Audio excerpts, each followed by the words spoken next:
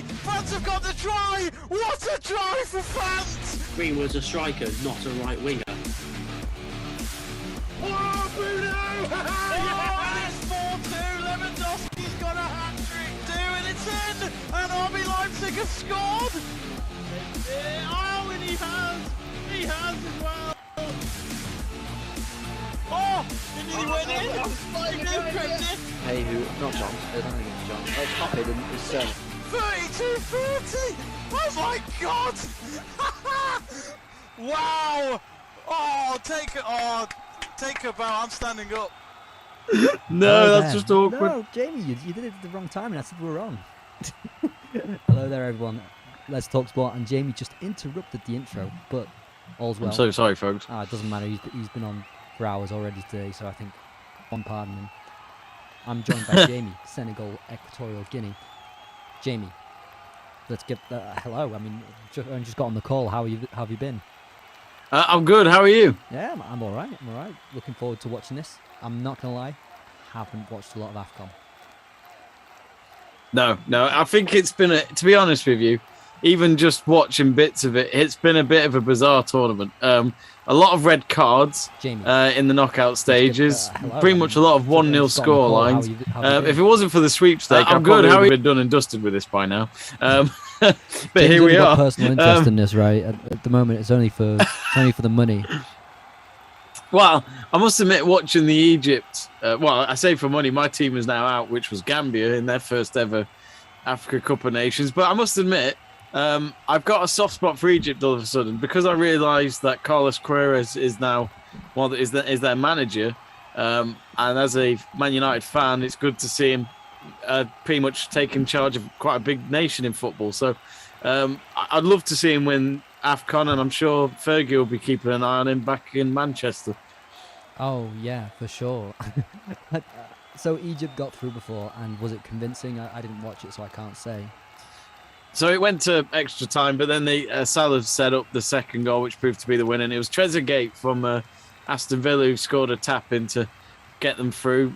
In the previous round, they beat Ivory Coast on penalties. So, yeah, it's fair to say Egypt have gone the full length in some of these matches already in the knockout stages. But who knows? Our good mutual friend Burgoyne is our man on the sweepstake with Egypt. So he's still going. And good luck to him between now and the tournament when it closes and finishes this time next week.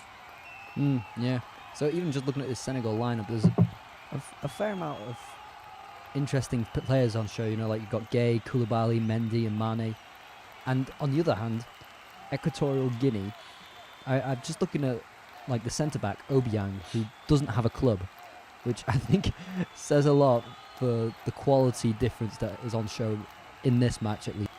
So there's that in Africa as well. You know, in the Euros or South America, most of them are professional footballers.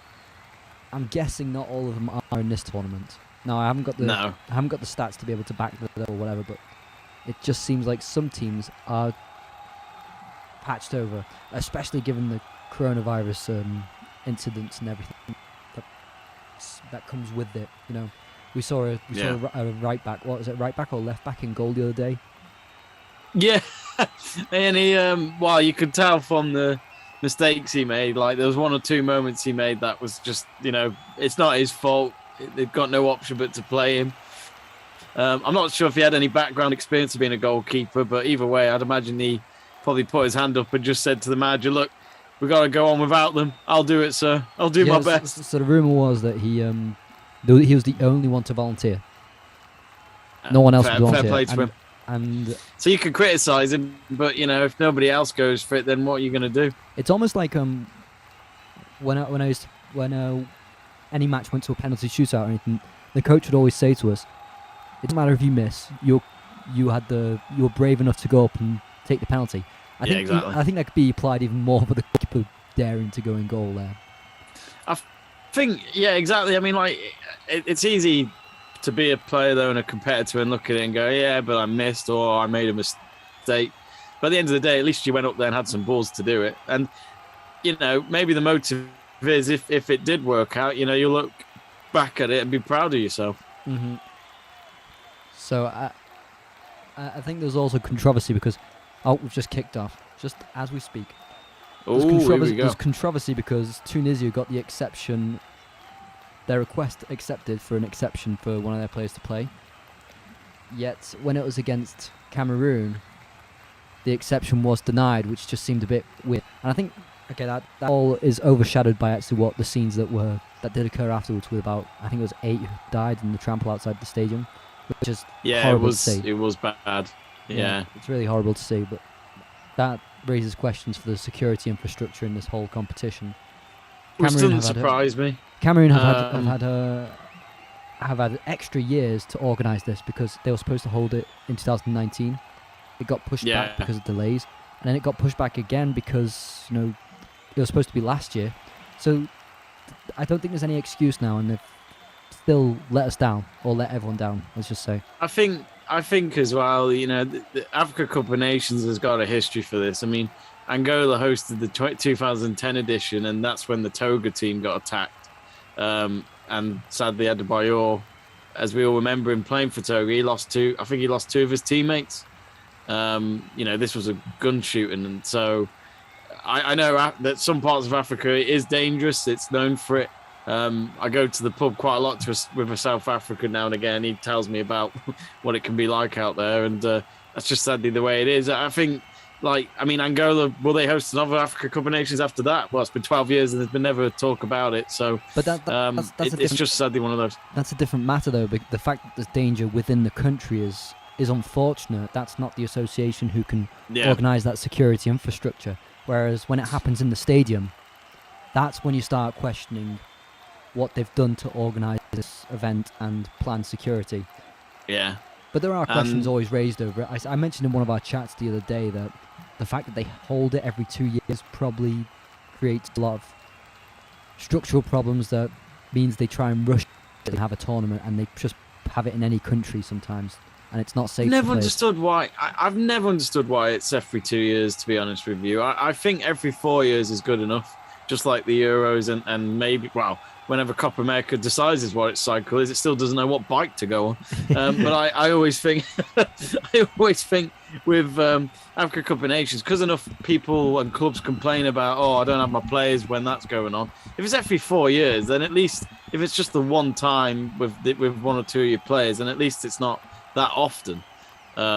I do think it should be every 4 years. I don't understand why it's every two. Again, I'd imagine that's just because the federation's trying to make more money out of it.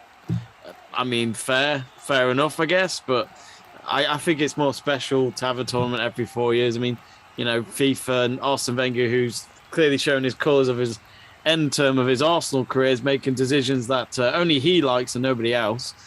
Which is to have the World Cup every 2 years, because apparently that'll make them a few more billions. I'm sorry, but how much? When's it enough in football? We know how much football makes. We know how many certain players make. It gets to a point where you just think, well, I don't see that going around. So I would like to just see it being every 4 years as it is, and it's more special. Like when your team loses in the final, you can straight away feel that 4 years of, fuck's sake, we're not going to get another chance of this for another 4 years now, and our squad will age and it won't be the same. So that's what I love about it. Sometimes you only got one chance with the team you've got, and every game just feels like a lifetime. It also convolutes a lot of statistics. So say, for instance, a player that would have twice as many chances to win a World Cup, which could distort statistics. Exactly. I mean, I that's not my main problem with it, but that's just another thing that I think people would dislike in the traditionalist world. Yeah, it's like that in some sports, like F1 changed the point system and they made it bigger as to when you're in a race, for example. And then you hear about Hamilton beating Schumacher's points record, and you think, well, yeah, great, but the things changed a lot after Schumacher retired. So can you really start doing that comparison? I don't think that's really fair. Yeah, that's one thing. But yeah, exactly. I think the true stats guys would properly do the count with the old tradition still and see if Hamilton would have been anywhere near it, for example. But yeah, I just don't like when people try and fix things that aren't broken. Simple as that. I just don't get it. Yeah, fair enough. Gonna go through some comments. Burgoyne, obviously the first one to get in touch. We've got all of AFCON. We're never gonna stop. Or as he writes, it's stoop. You do stoop, Jamie. You do stoop. Greg Livingston saying, hello, Greg. How have you been? Doo saying hello there. Bayern fan. Guessing a Bayern fan. He's saying, how are you? Seb, how are you? I'm very well. And you, Duda. How are you, Jamie, to answer Duda's question? Oh, hang on. I'm just trying to find the stream to my game. I haven't actually got the game up yet. I've just seen a few long balls every now and then one shot from really far out, but it's that sounds about right. More of the ball. And then he's also put Duda, yeah. Your opinions on Adama Traore? It's Barca. I think it's just he gets on my nerves. He gets on my nerves. Yeah. He is lacking so much end product and a footballing brain. He is just very direct, and maybe I don't see how it works in Barcelona's system where Xavi is trying to have slow build-up play. Adama Traore doesn't have that discipline and will just go forward and completely break the systems in place. It doesn't. Jamie Burgoyne saying, wasn't Obiang at West Ham? No. Maybe a different one, but not this one. And Equatorial Guinea 1-0, so prediction. I predicted 1-0 to Senegal, and James predicted 2-1 to Senegal. All in normal time.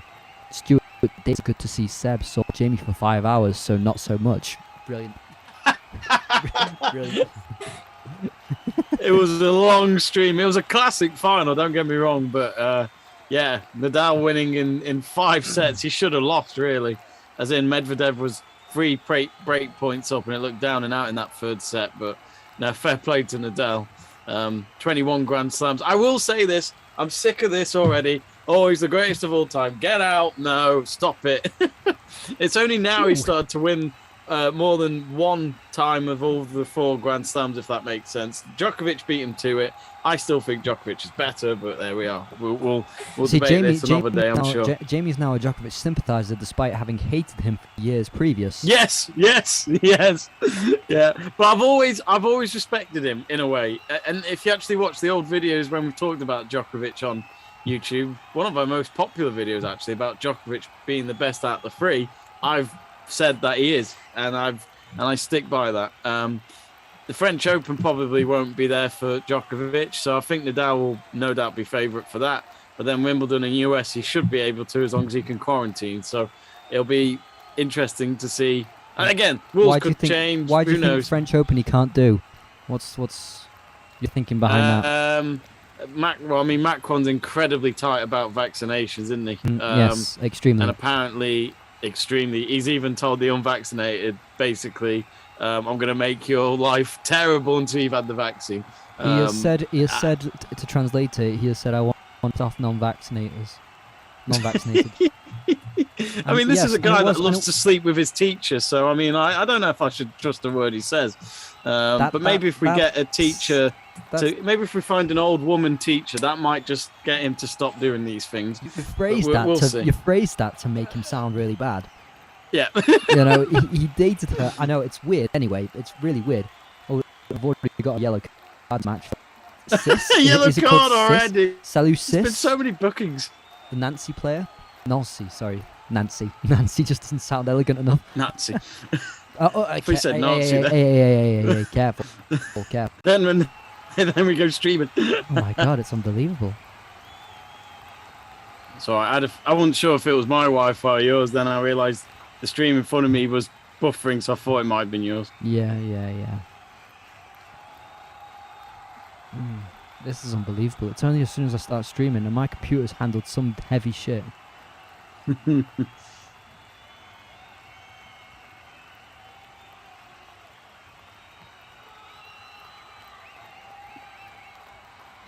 YouTube's not responding, of course. It's not. I'm sure it'll respond in a moment, I'm sure.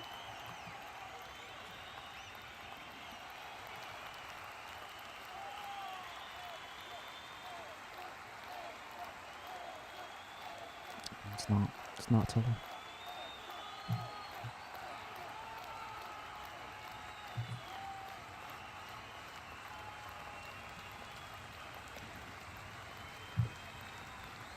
What's it currently saying at the moment? It's just saying page unresponsive. What, on the... YouTube. On YouTube? Yeah, YouTube. Let me see what happens from my end.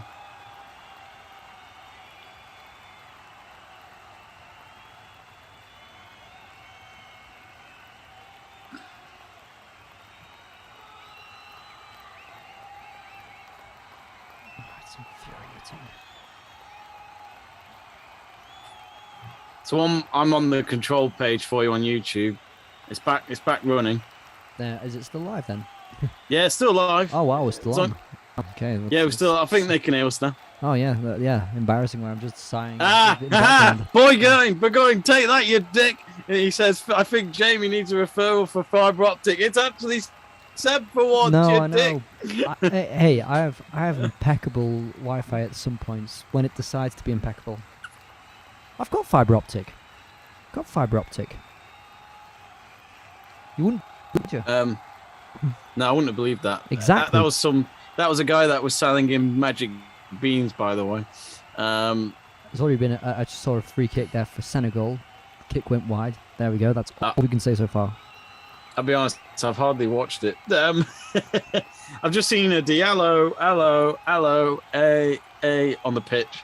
It's not Ahmed Diallo. He's busy in Edinburgh. Sorry, not Edinburgh, Glasgow, for Glasgow Rangers. He scored on his debut yesterday. Of course, his teammate of Mason Greenwood is currently in question as to what's come out today about what's happened between him and a lady of his, maybe. But I think we best tread lightly with this topic, What's- depending on what we say. no, I'm not gonna go deep Because into none of it. us know But, the you know, details, so I think a lot of it is No. rumours, or there's. I mean, we could say things might seem clear cut, but we don't. So it doesn't look good. At the moment, it doesn't look good. For him. No, it doesn't look good. Man United have apparently told him not to play or train with them for now. So we'll see what happens there in the next few days. But hopefully, it's not what I hope it's not what has happened. If you know what I mean. Yeah, Hopefully it's just all false. But we'll see. So obviously, has clearly taken part in this beating, shall we say, and we can never condone that sort of action. So we hope that whoever is responsible, how I'd say things might seem, is taken to justice. Not that that's the way you say it. Kind Justice will be served, hopefully. In that sense. I mean, at the end of the day, you know, someone's been scarred from it, and I think that's the real sadness of it. But Can I ask why Jamie Burgoyne's got a spanner next to his name?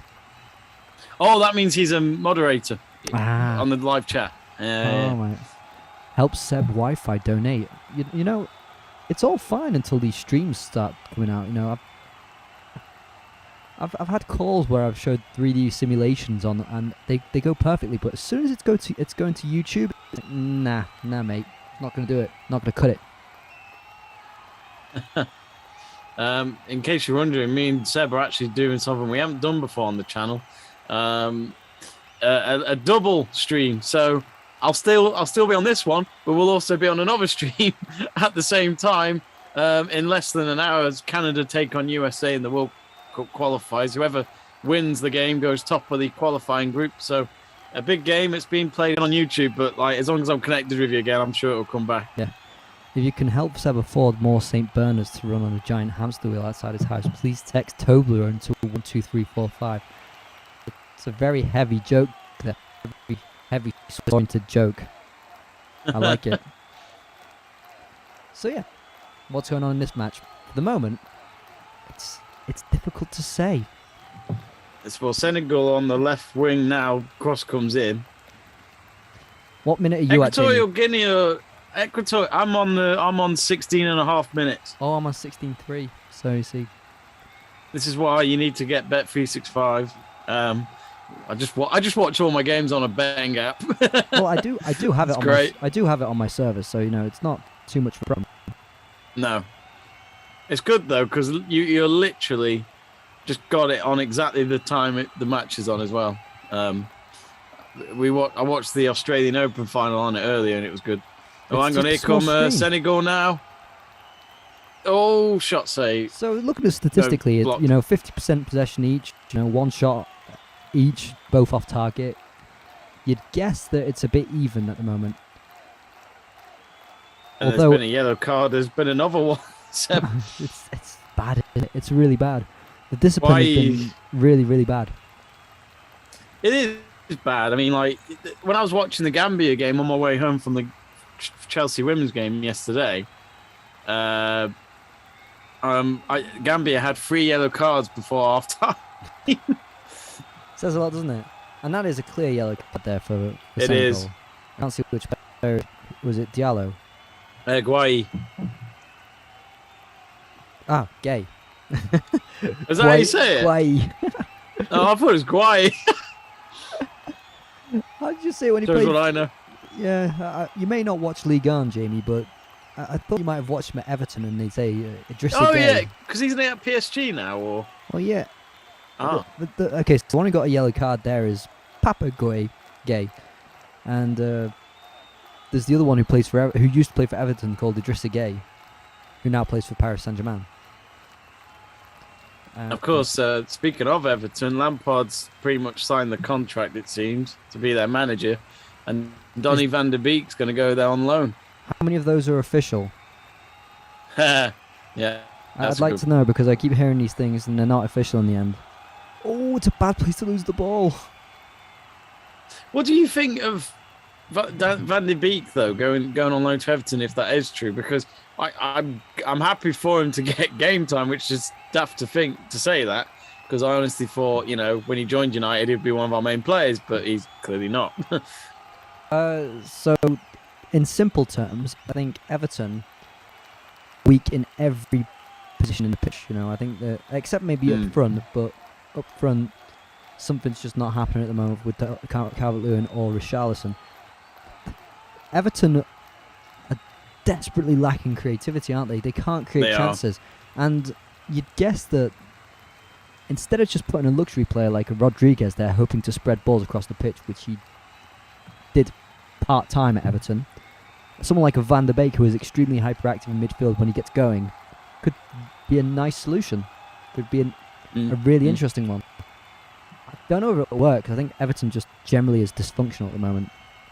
I keep saying into our chat group, ooh, Senegal coming in with a bad cross in the end. Looks like Equatorial Guinea getting away. But that being said, I think Everton are just really stupid. I mean, I get why you sell Dean, but then bring in a competent replacement. Mykolenko, I thought, had the worst Premier League game I've ever seen. I thought it was against Norwich. I was purposely trying to look out for him to see how good this left back is, who's replacing Luca Dean for Everton. It's just, it's just abysmal. So I don't know what they saw in him, because that you can't have seen him in training and thought he's ready to play a match, because that was just really bad. So the policy's a bit weird. I don't really get it. I just think Everton are a mess. I think they're really a mess. And I said to Luke on one of the videos a week ago, it's Everton fans saying, as soon as Calvert-Lewin comes back, shooting up the table.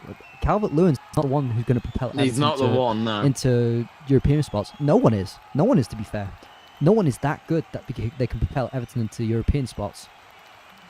If it's true that Rooney rejected the job, good choice. I think he was right to do that, because as you say, when you've got a squad in that much of a mess, I mean, don't get me wrong, a lot of coaches should look at that and go, I like a challenge. Let's try and change this. Football manager, you can't just you can't work miracles. You've got to be realistic. Yeah, exactly. There's something about Rooney where I actually think he could become a very good manager. But I like that he's not jumping into any opportunity like Lampard did with Chelsea. I've got nothing against Lampard, and I understand he said, I can't ignore Chelsea if they offer me the job. But it's like, but be realistic, my friend. What have you actually done to get the job? You're a former player, I get it, but let's be honest. Let's talk about your coaching experience. You nearly got Derby up to the Premier League, but lost in the playoff final. That's it. And I just think that was too soon for him. I remember before anyone was talking about Frank Lampard going to Chelsea, I was one of the very early people saying, I could just see it. Frank Lampard's going to go to Chelsea, isn't he? He's going to be the next Chelsea manager. I was the opposite. I honestly thought, surely not, with no experience. With the transfer, as soon as the transfer ban was announced, I said, okay, it's going to be Frank Lampard. It's going to be Frank Lampard, because no manager's going to want to come in. Yeah, makes sense.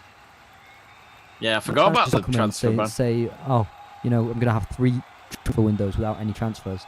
No one's going to say yes. You don't go to Chelsea for those reasons. You go to Chelsea because you know there's spending power. I mean, that's a reason why Tuchel went to... Yeah. What do you think of Tuchel's time at Chelsea? It's been 12 months exactly this week now. Yeah, well, he's proven himself to be an elite manager, and I don't care what anyone says about his current blip. Oh, it's just a blip. But the big problem with Tuchel, I've always said, is he's extremely temperamental. So he burns bridges, and this he does. Chelsea burn bridges. It is going to end and soon enough. Perfect. So, it's a perfect relationship. Well, in some way, it isn't. It's going to end soon, and we know that. Even if it does go well, the Champions League run, if Chelsea burn out at the end of the season and Tuchel is losing his temper so badly at his players, it's not going to end well. No. This game is of poor quality. The passing is really just bad. That's all I'm going to add at the moment. But Tuchel, it's going to end sometime. But I think he's shown himself to be an elite manager. And I think if you're Manchester United, you try getting him this summer if it's all going a bit pear-shaped now at Chelsea. Yeah. I mean, the United want long-term, but again, long-term doesn't really exist now in football. What do you mean by that? I mean, Tuchel can create a platform for longevity if Manchester United give him what he wants. He might be gone in 2 years, but you know that someone can come into a functional team, an organised team. I was reading the other day, Ralph Rangnick's being considered as permanent manager, and me and my brother were moaning and we're like, no, just wait till the end of the season. Let's just see how this goes. Got nothing wrong with Rangnick, but I still like the idea of him going upstairs to do the recruitment as he used to do with the Red Bull teams. How legitimate is his opinion if he goes upstairs and he fails during his 6-month stint as a manager? That's a good point. Who's going to come in as a manager after him and say, okay, Rangnick, what's your opinion on this? Because you failed in the 6 months that you had here.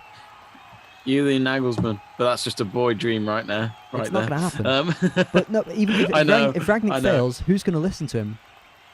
He would have lost face and credibility. Who's going to listen to him? His role as director might become useless. This is the thing. This is it, because if Poch was to come, I don't think Poch would want him there. I think Poch would be like, no, I've been okay without people like you in my club. I don't need you. I actually think he would. Poch doesn't like having to deal with... He just wants to coach. He just wants to, Because, you're right. Because his time with Daniel Levy, despite... Poch in a way wanted more control, but he was honest in that press conference, didn't he? He said, I'm not in charge of the transfers. He didn't want control. He just wanted to be listened when he had transfer requests. Yeah. And he went through that. There was that phase where 18 months Tottenham didn't buy a player. That really got to him, and I understand that. It's interesting what Stuart says. He says Fort Lampard failed at Derby. They used a lot of money, failed to go up, paying for it now. Yeah, they are. Definitely. Well, the irony, eh? And it sounds like Everton, but in the Championship. No, it's true. Everton have spent money, but they're failing to go up the table. They're just dropping. Yeah, no, you're right. I mean, and Lampard becomes some sort of synonymous factor in all this if he does become Everton manager. It's funny. I was in work the other day and I had to go through some old Premier League footage.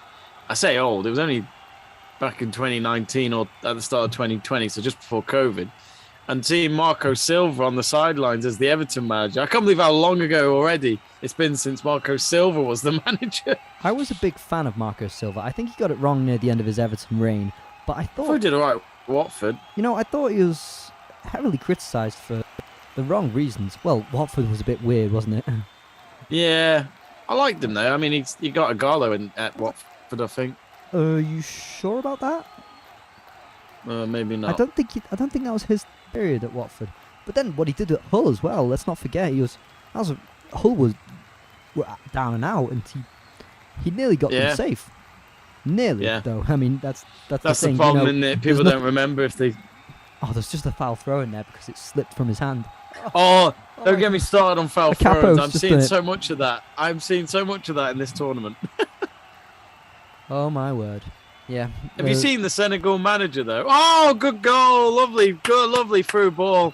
And it's a 1-0 lead for Senegal. And they go crazy. All the players from the sidelines are jumping on them. And it's a big moment there for Senegal. But Equatorial Guinea already a goal down, but I love the pass through into the box. Lovely finish. I'll just get to it now. But that's actually the first real moment I've seen of this game. I've been more looking at Seb's hairline than this. So through ball, a bit easier, and the goalkeeper gets beaten just by his leg. Dives the wrong way.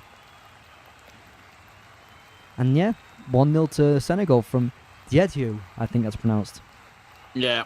The player from Alanyaspor in Turkey. Did you write that down? No, I've got a phone. You know, It's it's 2022, Jamie. I love it. I've been to a few matches though in the press box recently, and who'd you call it from BBC? Jackie Oatley was at one of these women games I was at, and I asked her what was her note making like, and she had pages all over her desk. Yeah. And I think her producer did joke her and say, "You ever heard of a phone, Jackie?" But when you write the That was notes so down, funny. you remember them. So it's like a form of studying that people do. They write notes. They write down what they're trying to study so they can remember it. Because once you've written it That's down, it. there's some sort of muscle memory there. There's an application. It's that's put true, isn't into it? Revising it there. Yeah, it's true. It's so true. The amount of times I used to read things and not remember it, but then when it came to the exam, it was just in my head. Yeah, you see, writing down there are 3 main forms of remembering things. One is just listening, one is writing down, and there's another one I can't remember. I think it's listening, but I'm not. Well, it's not going to be anything else, is it? But I want to definitely. I wanted to come to the fact that the guy who's just scored, who plays for Alanyaspor in Turkey, is teammates with Leroy Fer. Oh right, Yeah. didn't know that. Always important to find out these things. Yeah, if anyone doesn't remember Leroy Fer. It was hard to Leroy distinguish. Fer. He played for like Norwich, QPR, Swansea, a Dutch player. He could just glide through midfield when he wanted to. Really, that was it. He was like the Yaya Toure on his day, but really couldn't just be asked else any other time. Yeah. Greg saying what was disgraceful what Tottenham done to Pochettino. Yeah. And I guess It was bad. They were. I mean, funny enough, I was watching the Amazon documentary the other day. I've only just started watching it, but yeah, their form was really bad when Poch got sacked, though. So I couldn't. It was, in a way, it was kind of a sack. It was a sackable offence, but it was still hard to accept it because of the fact that it was only months ago he got them to the Champions League final. But again, Roberto Di Matteo won the Champions League with Chelsea. And then the following December, so literally just 7 months after they won the Champions League, he got sacked because Chelsea became the first club ever to win the Champions League, then go out in the group stages. Yeah, but okay, so this goes on the same rhythm of thought. The Pochettino hadn't won anything at Tottenham. I get what he did. And what he did was a fantastic job, but he had no real leverage. He had no trophy to show for it. And after a while, Tottenham had to act. So, Arsenal were criticised for holding on to Wenger for too long because they just held on because of goodwill. And Chelsea are criticised, but they win trophies because they do sack the managers maybe prematurely. So I understand why Tottenham made that approach. When your rivals around you and your city rivals, most importantly, have done something wrong in the past, then you've got to act differently so that you don't seem out of touch. I understand why they sacked Pochettino. It made sense.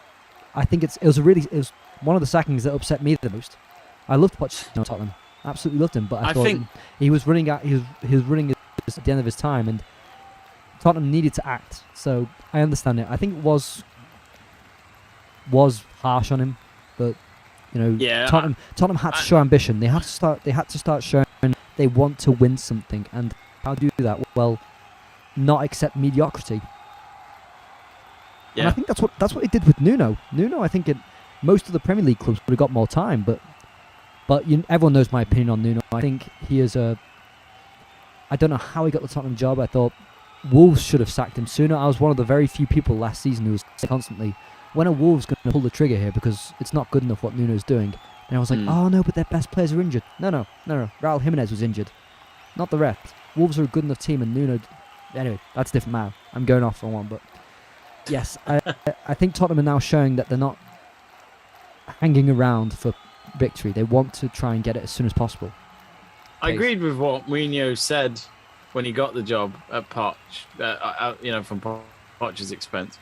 He pretty much said, he said to them all, you're all pretty, you're all soft, you play lovely football, but you're not, he did say there's no muscle there, there's no, you're not bastards on the pitch, basically, he said to them. You're all nice people. And he said, but when you're on that pitch for 90 minutes, you can't be nice. And I agreed with him. When Son summed it up like that, I thought he was right. I think Kane is a great player. I think Son is fantastic. At the time when Eriksen was there, they were great. But he's right. They weren't bastards, if anything. They probably respected their opponents too much. But Manny getting in. Oh, it's cross. Yeah, you've seen that already. You were saying, yeah?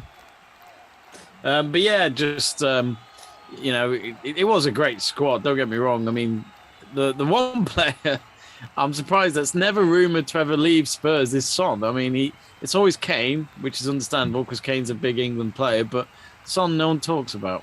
No one seems to be interested weird, isn't in it? him. It's weird because he is a fantastic and very adaptable player. I'd love to see him at United. I don't know. I couldn't care where you'd play him. I just would love to see him there. Might need to if Greenwood's leaving. Mane in the box here. Oh, they can't get that ball in they can't get that cross in properly, can they? Senegal. No. God, Guinea. It's all Senegal at the moment. Yeah, and Guinea are just letting them run down the flanks, no problems. There's definitely terrible players though. That was a good cross. Well, I say a good cross. It went straight to the Equatorial Guinea defender. But the one thing I've learned from this quarterfinals, you learn this from World Cups and all that.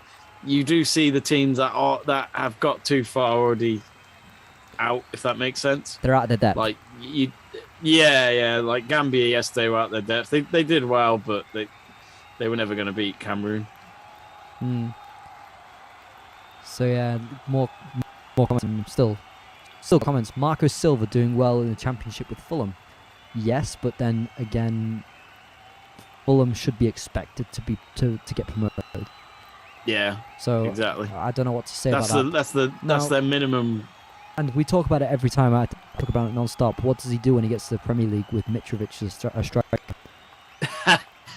Your favourite player? Well, no, it's not. It's not that. I've got nothing wrong with Mitrovic, but how many chances are we going to give him in the Premier League until we say, okay, he's not good enough? He's 26 now, if I'm not wrong, and he's had already 3 or 4 seasons in the Premier League.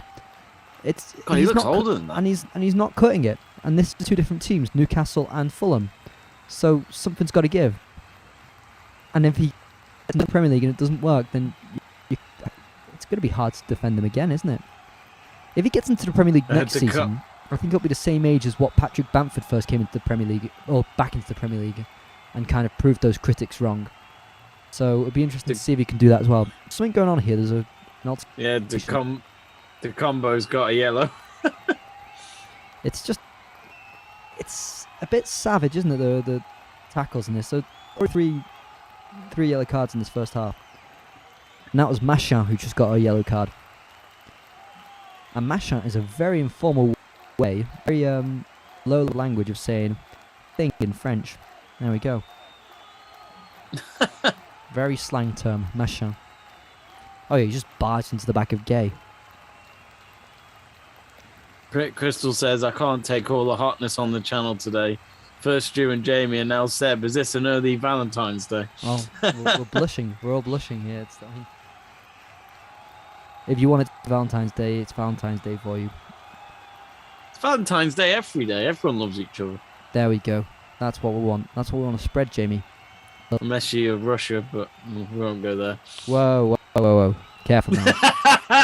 you may have gained some Russian support. Oh, save! Sorry. I thought you were talking about our conversation. Yes, saved by the bell. Yeah. Good save. Let me get to it. You see, I'm 30 seconds behind, so it's going to be... Yeah. It's a good save. I mean, he had to keep it still, because there was a Senegal striker nearby. Oh, save! Yes, decent strike in the end. So, not come about often this match. Clean hit, isn't it? Very clean hit. It is a good hit. Good save as well. Yeah. Of course, the furthest an African team ever got to a World Cup is the quarterfinals, and that was Ghana in 2010. But we all remember that they were a penalty kick away from reaching the semis. But Asamoah Gyan, right? Yeah, hit the crossbar. And Suarez ran into the tunnel in celebration after he got sent off. Yeah, I think that's got to be one of the most controversial World Cup moments, right? Yeah. Oh, it was definitely the World Cup. It was definitely the best match of the 2010 World Cup. It was full of drama. Yeah, definitely. It was a sad one. I think everyone was disappointed to see it.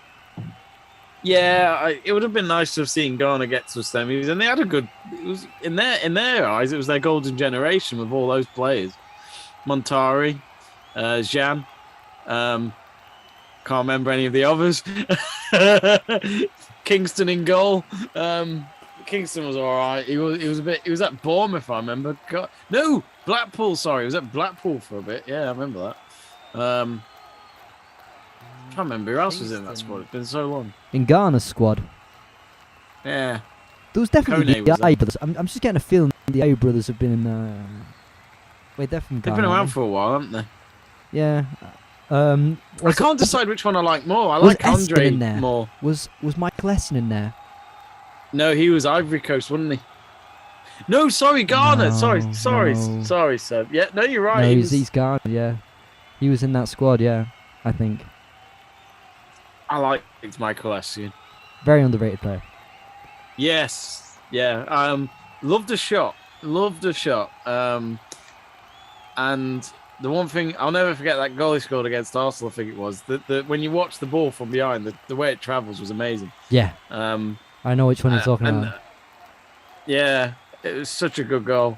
But the one thing I always forget. I was doing my usual football shirt shopping the other day, and I saw a Michael Essien Real Madrid shirt, and I was like, oh shit, yeah, played for Madrid. yeah, it's one of those things you forget, and you shouldn't really, should you? I mean, big player at a big club. Yeah, I mean, who hasn't played for Real Madrid? I mean, name me that. Well, Sebastian Veron, yeah, of course. And then Asamoah Gyan. We could go on all day. I'm gonna come up onto one of Greg's remarks. Says, of course he didn't win a trophy. I guess he's talking about Pochettino. He didn't have any money to spend on that squad. Now, let's not forget the money that was spent. You know, you had Chadley, you had Lamela, you had Davinson Sanchez, you had Ericsson. You know, you had investment. Hugo Lloris, a World Cup winning captain. There was definitely something to do with, that squad was good enough, and the player that he made Kane become. And obviously Son was also bought. You had Llorente at the same time, who was supposed to be a top striker in Spain at that time. Yeah. They had spent some money. Lucas Moura once tipped to be potential future Ballon d'Or winner, who was bought from PSG. There was definitely potential in the squad, and they had probably the best set of covering fullbacks in the league. They either had Walker on one side and Rose on the other, and then backup was Davies and Trippier. At one point, Poch did have a very good squad. So, yeah. This may sound a bit over the top, but Tottenham, in a way, reminded me of Belgium a little bit, where you on paper and together they play all right, but when it came to the big occasions, they just couldn't do it. Like two of the back three were Tottenham players, in Alderweireld and Vertonghen. Oh yeah, yes. But yeah, just like as you say, actually, if you think about it, in 2016 they were technically runners up until that final day where Arsenal pipped them to second. So, even at one point Tottenham were title contenders. Until they drew against Chelsea at Stamford Bridge, and then Leicester go and celebrate on that Monday night, winning the league, and which is still 6 years later. I still can't get over that. Mm-hmm. Yeah. Okay, so Greg's saying again, well, you have Bournemouth and West Brom in the Championship, and they're not capable of winning the league. Probably not West Brom, but Bournemouth could. You like Scott Parker, don't you? Me? Yeah, you've Yes. mentioned it. Yeah, I do. I do like Scott Despite, Parker. having decent amount of investment and then just fucking up at the end of games. I like him. I liked him at Fulham, to be honest, but I mean, he got them up. I mean, to be honest with you, that playoff final he had with Brentford, I must admit, I was very surprised when they won. I honestly thought Brentford would do it, but it was weird watching that because I watched that with a Brentford fan as well, and she couldn't quite believe it of how they lost it because it was a free kick and the goalkeeper was on the other side of the goal. It looked like he wasn't ready, and they scored from, and then that was it. Empty Wembley Stadium as well, I can remember because it was COVID. But I don't know. I think if Parker can get another team up, that's two teams he's been able to get up. Yes, as you say, with Fulham and the investment that they've got and the backing that they've got, and how big the club is as well, they should always be able to get up. It's no different to if Newcastle went down. You should be able to get those clubs It's a up lot. again. It's very different to Newcastle, but I know what you mean. It's still a fortune that they have as Newcastle. It wasn't. I mean, they weren't that far off from staying up, if I can remember from last season. But let's see what he does with Bournemouth. Parker as a manager, and at Fulham at least. I haven't watched him at Bournemouth, but I like what he did at Fulham. I think he did, the matches that I remember the two he played against Liverpool, where he got the better of Liverpool tactically. Really, it seemed like he set up well. And he won the game. Yeah. Yeah, I can't remember what the score was, but he Won set at up really Anfield. well, and I think it was the Chelsea ones as well. I thought they set up really well, and he showed great ability in that role. So I think he's got something about him. I think just very inexperienced still. Yeah. I think when it starts going bad, he can't really keep his cool. No, I agree. Um, But again, he's young still, and I think if he can just carry on, he should be okay. yeah. But I liked him as a player, Scott Parker. I really thought liked he him was great. as a player. I was a big fan of him. See, I can't remember him much at Tottenham. It was West Ham I remember mainly. Oh, that's what got him the move to Tottenham. Well, yeah, that's what I mean. But like when he was at Tottenham, it just felt like another player in their squad. Nah, he was Like, he was when they outstanding brought- for Tottenham. He was player of the year at Tottenham, wasn't he? Was he? No, I didn't know that. Oh, was at West Ham. Like I remember at one point they had Clint Dempsey and Pienaar in that team as well. That was weird. Like Stephen Pienaar rarely played. He was always on the bench, and bloody well Clint Dempsey. I'll never forget him scoring a late equaliser against United in the snow. The bastard. Those were the days. Clint Dempsey, one of the most overrated players I ever saw. Ooh. Hot take there. Yeah, that'll be an unpopular opinion for Joe's video if it ever happens. Well, you can be on it if you want. So yeah, just as we were speaking, then, goalkeeper, there was a claim handball in the Senegalese box after defending that free kick. Nothing given. 1 minute of added time, and Equatorial Guinea are slowly getting into this game, but they're still very passive. They're still very much lacking quality to trouble Senegal. So Senegal, who haven't, am I right in thinking they haven't conceded the goal all competition? You know what? I think you might be right, actually. So yeah, they have not conceded the goal all competition, and it doesn't look like Equatorial Guinea necessarily have that quality to trouble them if that's the case. No. And let's not forget also the first game for Senegal, they didn't have the likes of Mendy in goal, they didn't have Koulibaly at the back, so they've managed to do so without big players in that defence, so they're very well organised. And it's half time. So Jamie, what are your thoughts on the first half? I mean, the problem I've had with this game is that Seb has talked so much, so I've not been able to watch the game. No, it's been all right. I mean, it's been. Oh, I'm loving the Senegal dance. Look at them lot, fantastic. All painted and got green. They're painted in white, but they've got green letters for each one. One with S, one with EN. You know how to spell Senegal. I'm sure you kids can at home. If not, get your atlas. And if you don't own one, then why have you not got one? An atlas is fantastic. fully recommend it. 2022, Jamie. I think 2022. So, well, let me be old. But yeah, it's not been a great game. But I think that just sums up this tournament. There's not been any games so far where I've found it breathtaking, to be honest with you. I have a feeling it's one of those tournaments where it's only good when it's the actual final. Because sometimes I always find with the finals, they're normally a lot better when the tournament is shit, which is a weird thing of saying. Confederations Cup have had a few good finals, but Jamie always brings it back to Confederations Cup. It's like I miss it. All right, you can't get over it. You know, FIFA officially called it history the other day, so it's definitely gone. If it took place, it's history. So it's true. factually correct. What do you think of? I mean, they really want to do the Club World Cup as the replacement, a 2014 format. It would have happened last summer if it wasn't for COVID delaying the Euros and Copa America. What do you think of that? The Club World Cup? Well, what's the format? What's the plan for what format are you thinking? So it was a 2014 format, and I think it was, mainly like 8 in Europe and like 2 or 3 in Asia, for example.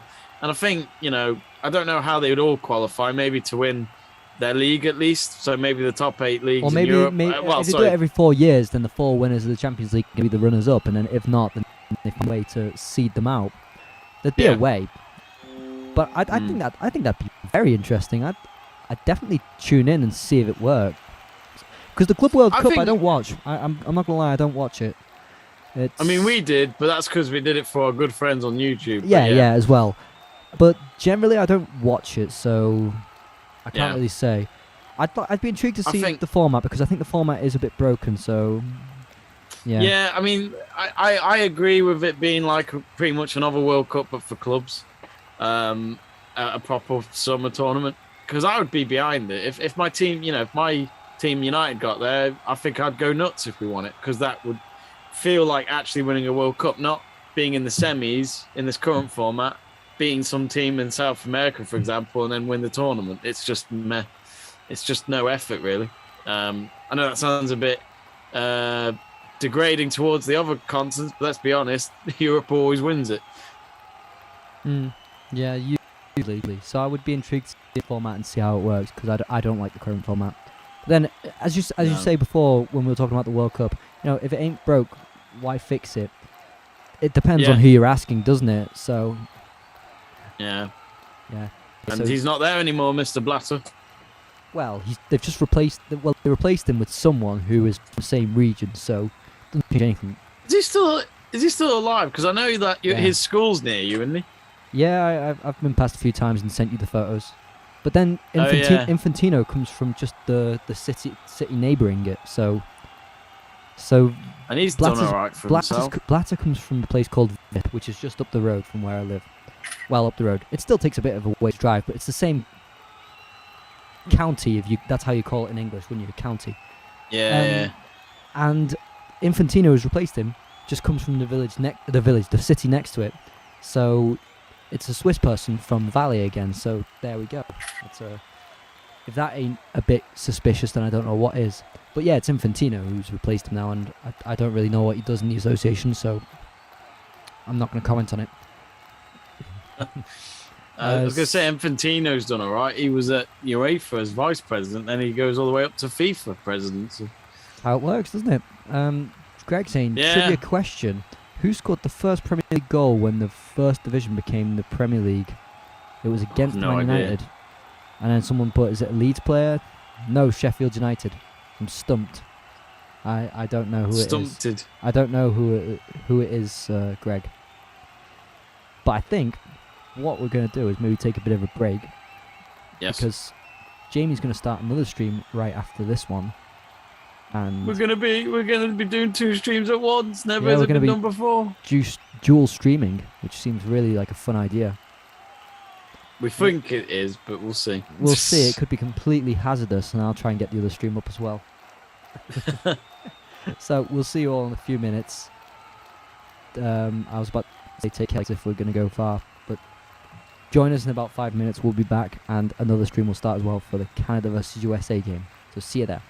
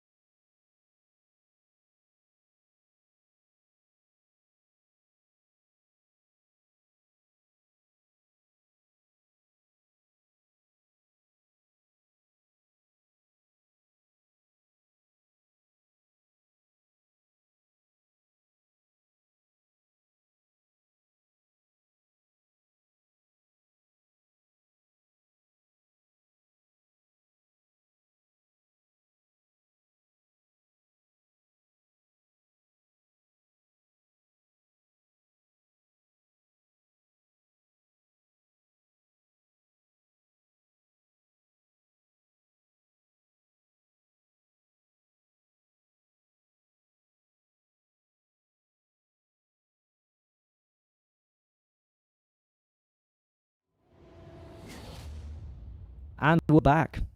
Yeah, no, thanks, Jamie. Thanks for that, Jamie. Yeah. No one asked for his input, but he gave it anyway. Anyway, so we're getting ready for the second half, I guess. I'm going to take a guess that it should kick off at 9. That's usually a decent guess. Yeah. You never know. You never know. It's funny because you feel like it's meant to be a quarter-hour break, but it always seems to be nearly 20 minutes with these matches. It does, yeah. It does. It just shows how much football me and Seb watch. Well, if they can keep the fans in the stadium for longer, maybe they purchase more food and drinks. So yeah, that's true. Might be all in there.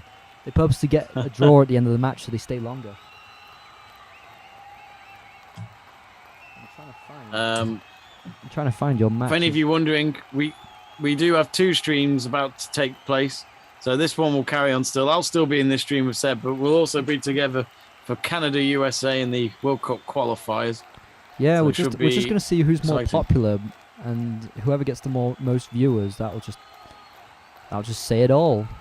Basically, they'll get a Kimmich shirt. Already got one, mate. Sorry, Mr. Panini got need. I beg your pardon? I don't know. I don't know anymore. I really don't know. I'm just trying to make a break screen, and then we can go live on the other one as well, but I haven't done that yet. Come on, Jamie, what's going on? Jamie is ill prepared. That is it. I'm still looking at our YouTube page, and it looks like we're not back live, which I'm worried about. Oh? No, we are. Yeah, good. Yeah. No, still waiting for the game to come back to us. That was a bad sentence, wasn't it? Yeah, it's still no. It's I've got it on BBC now, and they're still just showing highlights of another game. I keep forgetting BBC are showing some of the games. So yeah, they're coming back out on the pitch now. Okie dokie. So a few more comments since we were gone. Well, we weren't really gone. Me and Jamie just talked off air about Burgoyne. I mean, we love him, but you gotta be careful. Gotta be careful with Burgoyne. You mentioned Sunderland, he kind of implodes. Careful with Burgoyne. He loves Sunderland. I mean, that was a big thrashing against Bolton yesterday, 6-0. I'm sorry, what? Bolton beat Sunderland 6-0 yesterday. Yeah. He mentioned that, bad. Jamie, and I thought, okay, are we going to answer this question? Because I've got no idea about Sunderland and Bolton. Already my championship knowledge is limited to close to inexistent. And then he starts talking about Sunderland. I'm like, okay, well.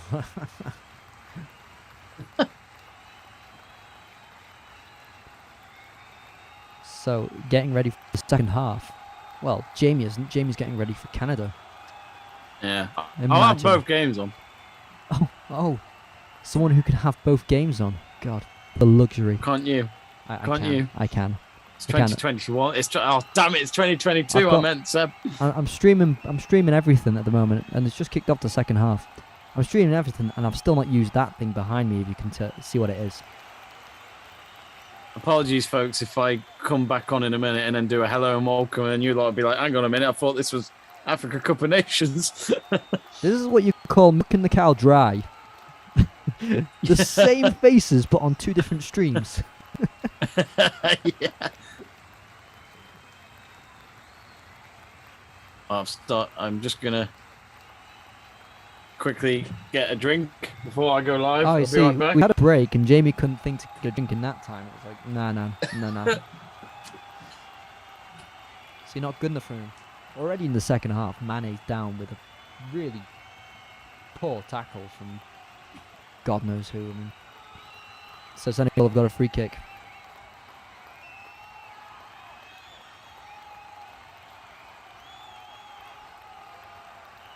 There's a run out on the right. The cross goes. It's way over. It's way over. That was bad. It was a very, very bad free kick for for Senegal there. It was Gay who kicked that.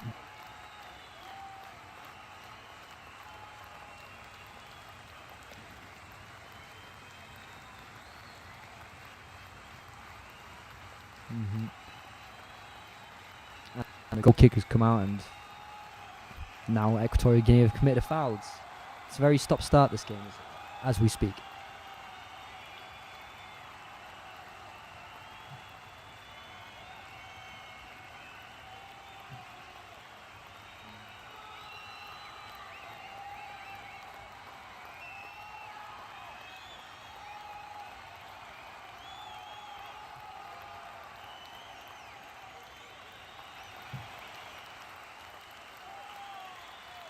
Yeah, Senegal coming back up the pitch, and it's I am not well back. defended. Not well defended. Not gonna lie, Jamie. This beginning to the second half is infuriating. Kick it long, Senegal go up, shoot it over the bar. Equatorial Guinea defend it really lazily.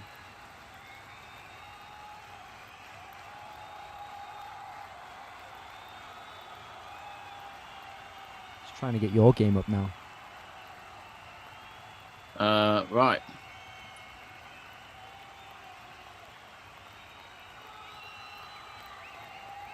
There we go. It's all sorted. All sorted. Hello, hello, and welcome to. Oh, hang on, I've got the wrong thingy up. There we go. Hello, and welcome to Let's Talk Sports live stream watch along of Canada versus USA in the World Cup qualifiers. You can hear the Canada national anthem in the background. It's a fantastic atmosphere here in Toronto. Don't worry, I'm still with Seb on the Africa Cup of Nations match between Senegal and Equatorial Guinea. So we've got two streams on at the same time on the channel. So Pete, make your choice, but we'll keep you updated on both games on either stream. But yes, this should be a good one. Canada currently top, 1 point ahead of the US men's national team, as they like to call them, the US MNT, and the Canadian flags flying in the air. But what's really weird about that Toronto stadium is the fact that there's two stands, but there's no real stands behind the goals, which would make the atmosphere even better if they could be able to get that sorted. But anyway, get in touch on the live chat page. We'd love to hear from you. Big day in the qualifiers. So do get in touch. And currently on our poll, we've got Canada leading the vote at 56% to USA's 44%. So do get in touch. But yeah, trying to have so many things on at the same time can be quite tricky.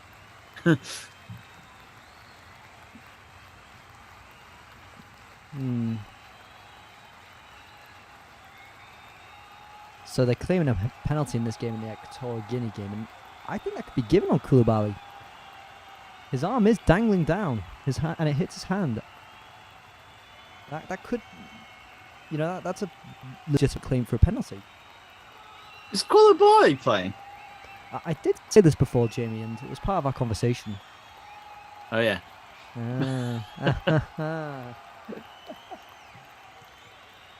It looks as though Canada playing in full black. Well, I can't log into my They are. account, so yeah, possibly. Yeah, USA playing in all white. Pooh the Six in the squad.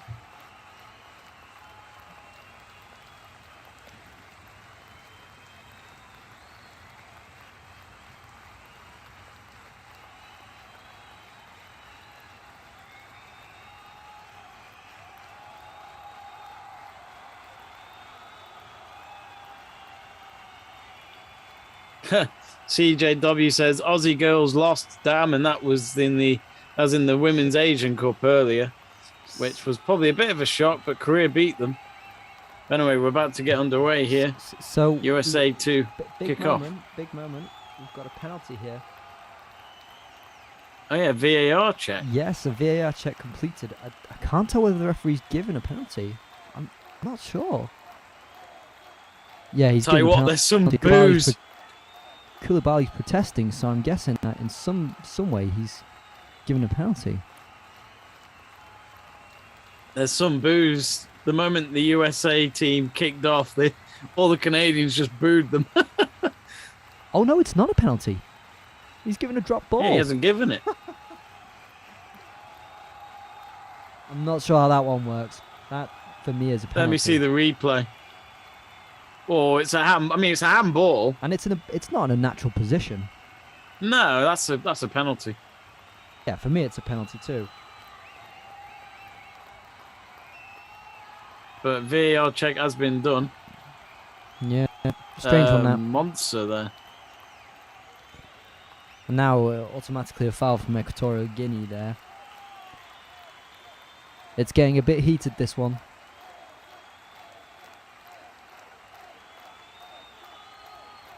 I'm loving the atmosphere in Canada. I'll say this now, regardless of what people say about the MLS, but I'll tell you what, they really do come in their numbers for the MLS. You know, no matter how crap the teams are, it's a great atmosphere in these stadiums. It's with Robinson. Through onto the right wing. Should get a corner out of that. Oh no, it's a goal kick. I think, was that McKennie? I'm not sure, but I think he expected that to be a corner, but he got that wrong.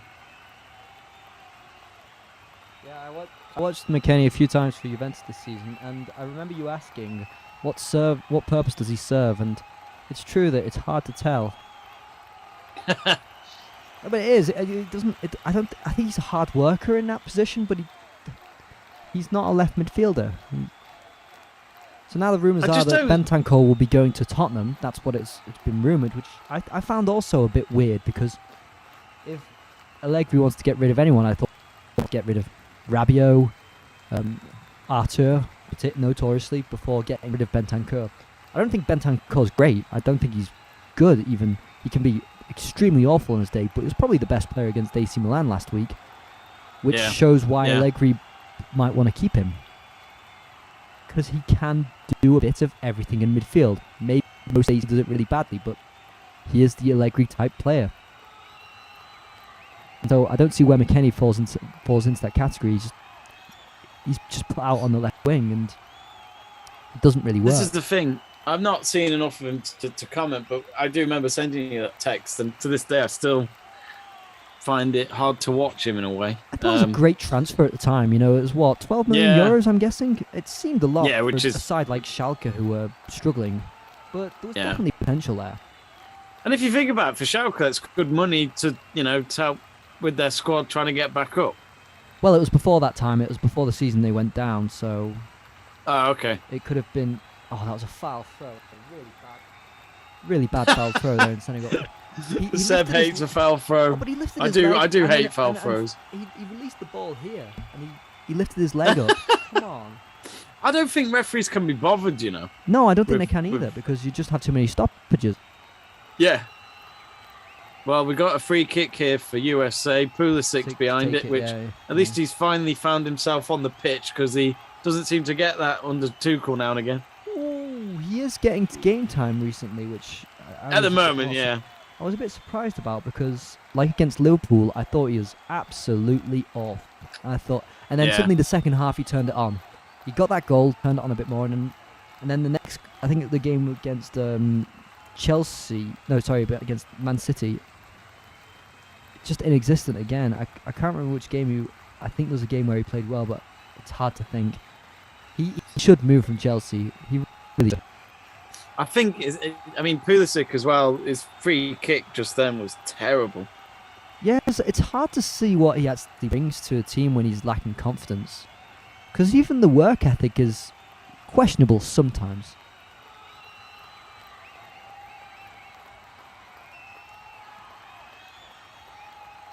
Burgoyne says, Jimbo Seb is very quiet on your stream. I'm not sure. I'm just about to sneeze.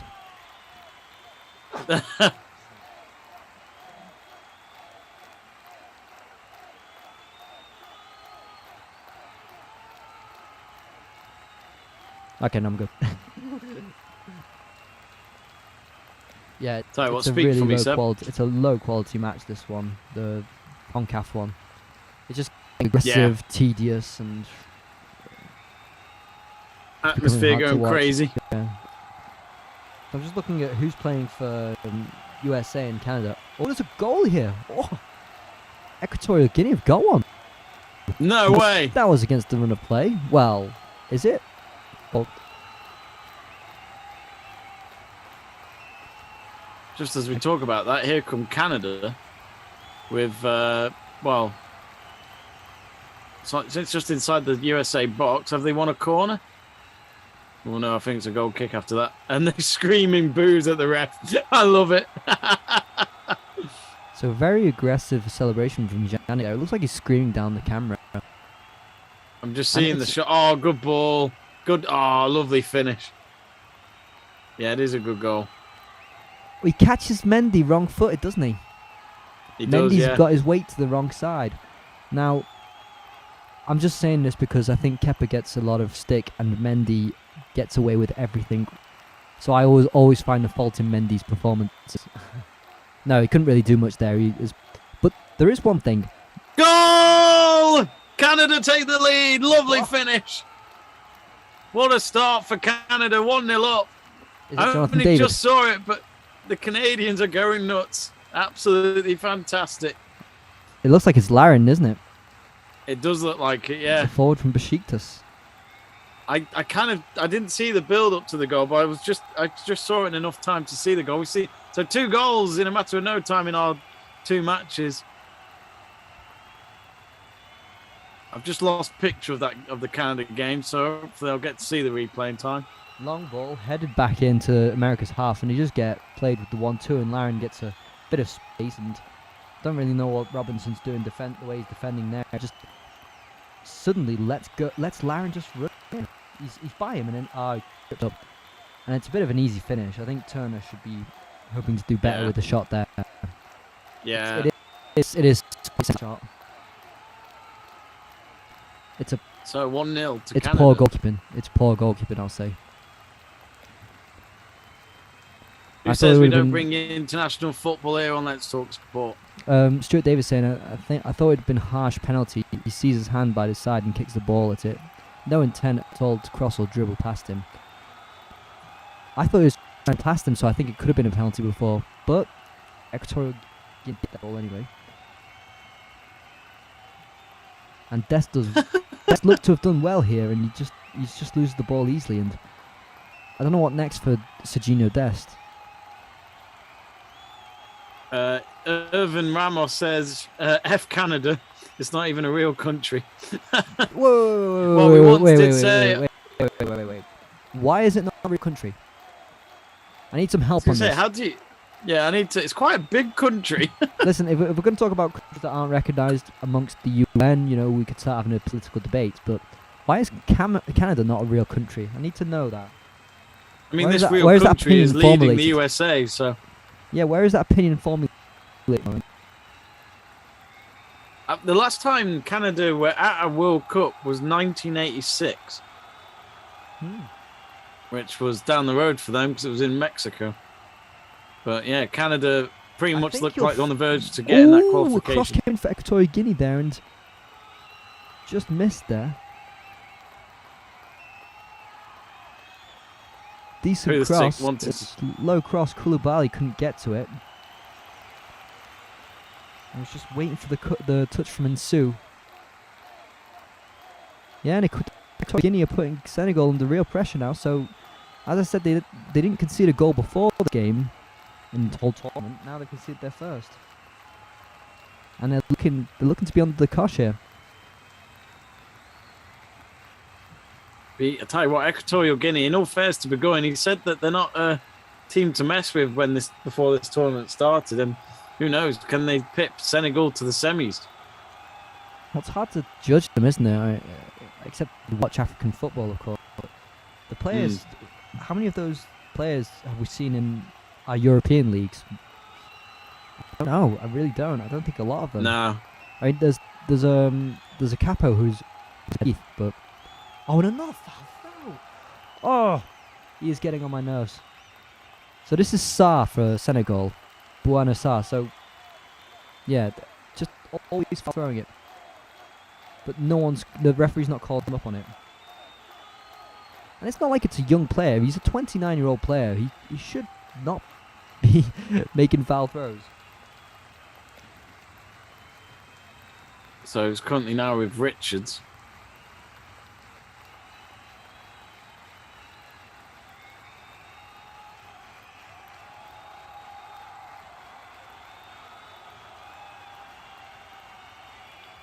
Oh, foul on Pulisic. Well, he got the balls. I don't know if that is a foul.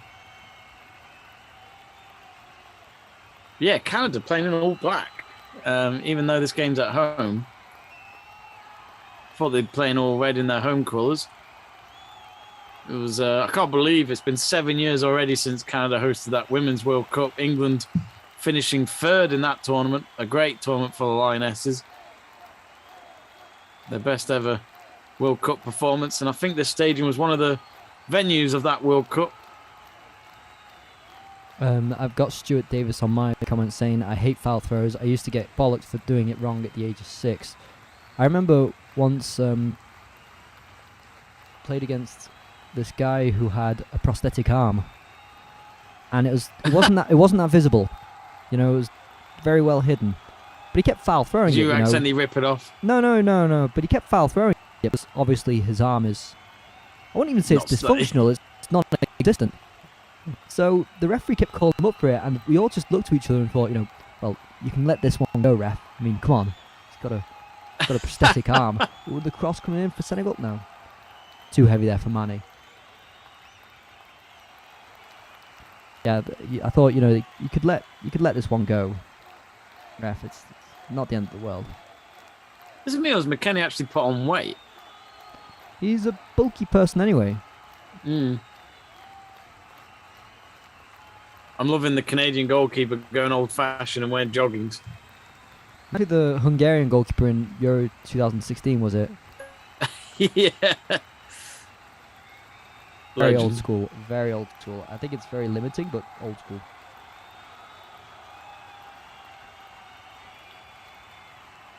I noticed one of the previous seasons, Alisson wore pretty much thermals. Yeah, it was under last his- season. It was last season, wasn't it? Yeah. So you never saw any skin on his legs. See, Jamie says it. Oh, that was a bad tackle there, wasn't it? He looked like he got wiped out. I can't see who it was, but he's on the ground, isn't he? I'm currently on 13 minutes, 2 seconds, So 3 am I. seconds. What are you? So am I. So am I. Oh, we're in sync. I mean, me and Seb always are, but Yeah, more Chemistry-wise. figuratively than literally.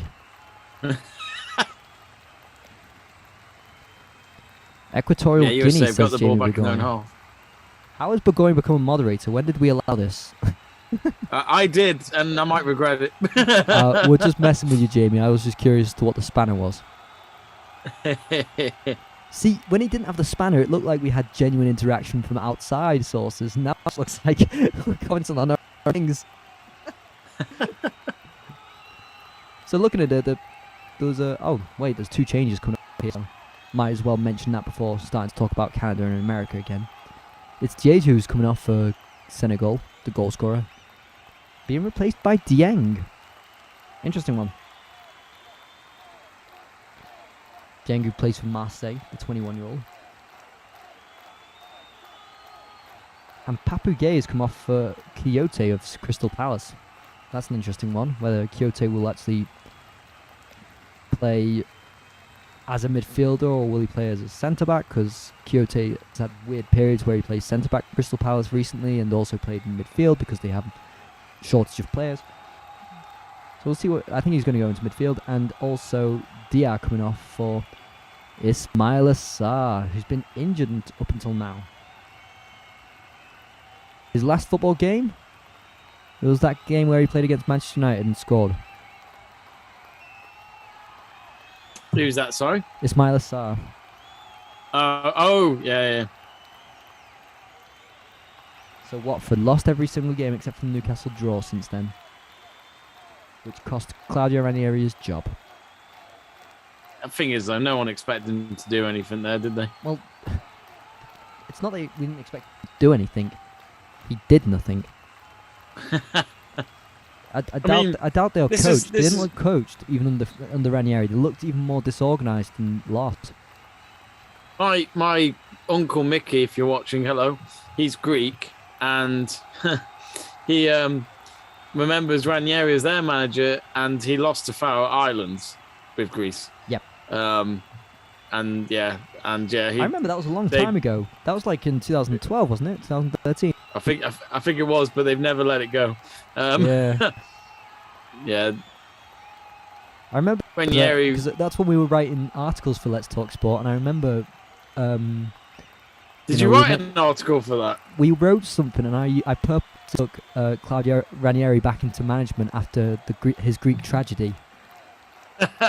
So I purposely tried using a historical reference and a modern expression to. How did he win the Prem with Leicester? Whew.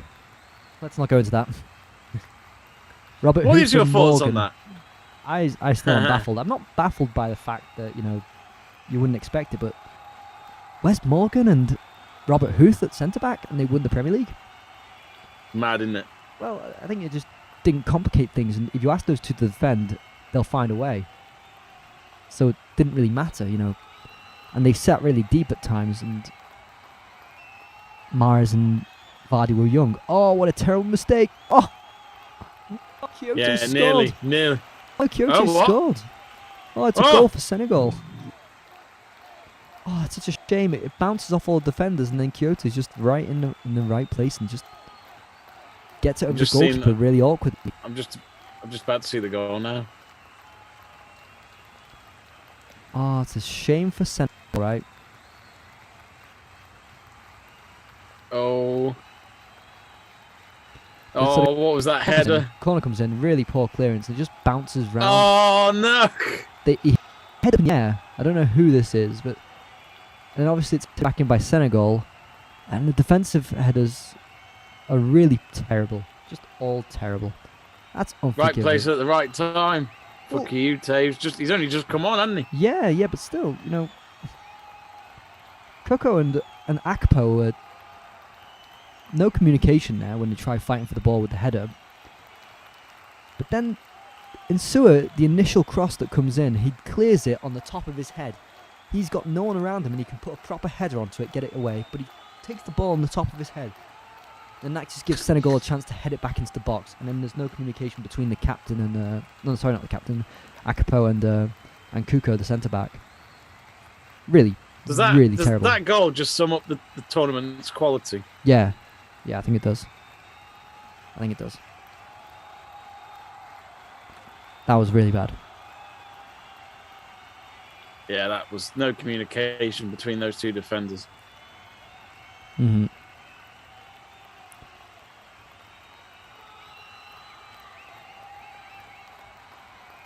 Currently still 1-0 to Canada here. Canada haven't really had any chances since that first goal. I'd say USA have held the ball a bit more, but not much more to say really. There was a potential foul in the box, in Canada's box, but it was given to Canada as a free kick at the end. USA were protesting that it was a penalty, but the referee said, "Go away, let me get on with the game." And here come USA now with a shot that's blocked in the box. Yeah, Canada looking like they're on their way to a World Cup for the first time in a very long time. So as I mentioned that, Equatorial Guinea just running back upfield and cross deflected into Mendy's arm really for Senegal. And this hasn't been plain sailing for Senegal. Equatorial Guinea have created chances. They could have had a penalty. So 70 minutes in and it's still quite tight. Even if we thought near the beginning that Senegal would dominate this match, we thought that after about 20 minutes when there was complete domination from Senegal that they'd run away with it, but not really. Ooh, Equatorial Guinea nearly caught out there. Awona, sorry, I can't say it right. Awona just rushing out of his goal hazardously. And if you look at it, there's a lot of that that Equatorial Guinea back line that's in Spanish football. So you got a Capa, the right back, who plays for Cadiz, Coca, who plays for Las Palmas, and Owona, who plays for Alaves. Only played one game for Alaves, but still plays in Spain.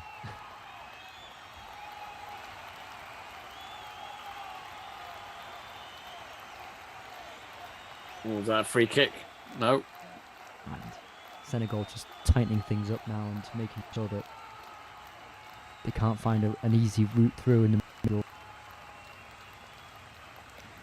Yeah, I didn't know this before we went back on air, but Seb telling me that Alphonso Davies hasn't been well.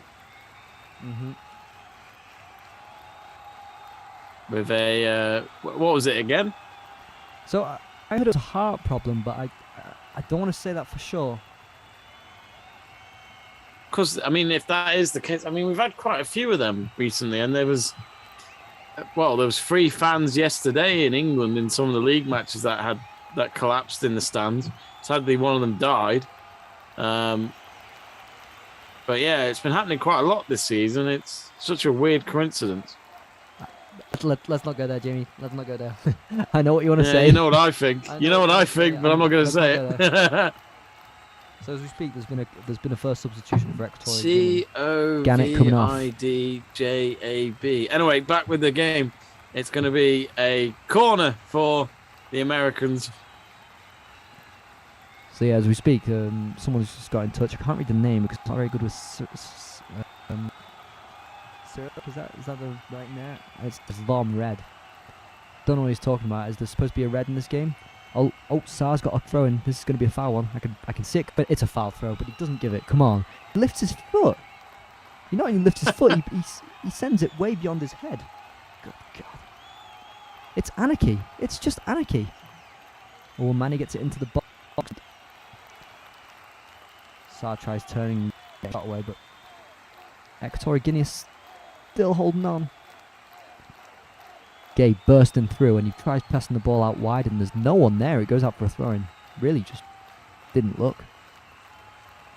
Mexico play Costa Rica at 11 o'clock tonight in the other game in that qualifying group. Big game for Mexico just to pretty much probably seal maybe that automatic spot. There's still a few games to be played, but they would want to at least get a few wins before they play USA again. Brian Timms has got in touch on the live chat page and he says Alphonso Davies was found to have a COVID-related heart issue. Will be out for 3 months, it is believed.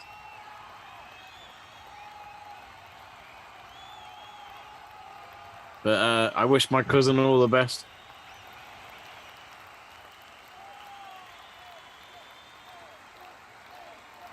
So Equatorial just trying to get it across the field, trying to slowly build up play to penetrate Senegal defence, but less successful than they were before.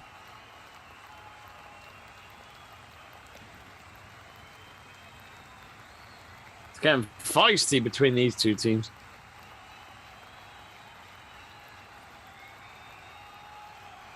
If you haven't yet, folks, do vote on the live poll of Canada-USA. Who will win? Canada leading at 56% to USA's